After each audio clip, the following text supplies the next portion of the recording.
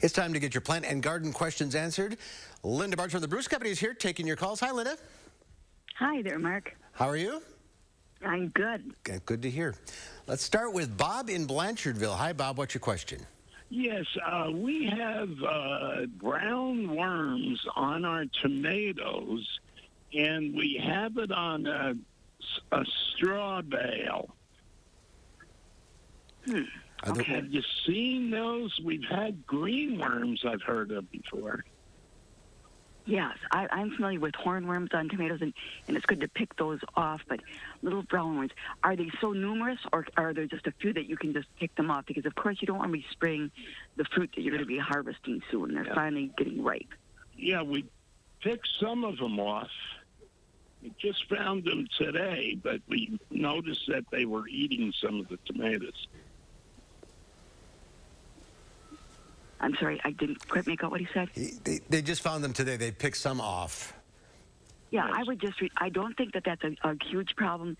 And with the rain and the mold, if the fruit are about to be picked and eaten, you don't want to be spraying them with any kind of insecticide. Right. So removal is best. All right, let's go to Darlene in Lake Delton. Hi, Darlene. Hi, Mark. Hi, what's I your have a question? Yeah, for Linda there. Our lilac bushes look like they're dying. I have 3 of them, and they've been producing all these years, like for the last 15 years, and they look decent. This year has been kind of an off year for blooming, but now they're dying from the bottom up, and I'm wondering if it's just the dryness or if there's something going on, or there's a blight with the lilacs this year, or what do you suggest? No, I don't know of a blight. Now, drying leaves, I have been seeing powdery mildew on lilacs, which is not uncommon. But if it's just the lower leaves, I'm typically not as concerned, because those are just the lower parts. As long as the growing points are still green and healthy looking, it's August. Things start to, and we've had an interesting season. We were really dry at the initiation, but now we're getting quite a bit. Well, this rain was needed. We were dry again, but it's not. There isn't something that's widespread on lilacs, as long as it isn't the entire shoot is not wilting. Can you fertilize them now this time of year, or what do you suggest?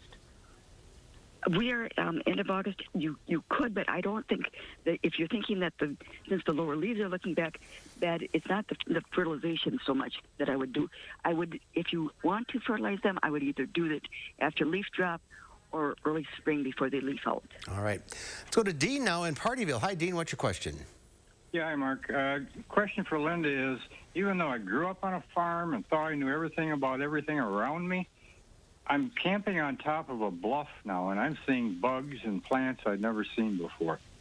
What, in Linda's opinion, because I've tried a few and they don't really work well, what, in her opinion, is a really good plant identifying app for the phone? Linda's eyes. I find that any apps that I've met with people, some of them are right, some of them are not. I'm sorry, I haven't done a research.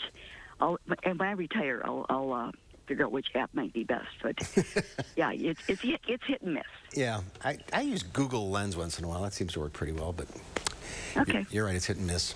All right, we're out of time. Thank you all for calling. Linda, thank you for your time. Thank you, Mark. All right. Bye.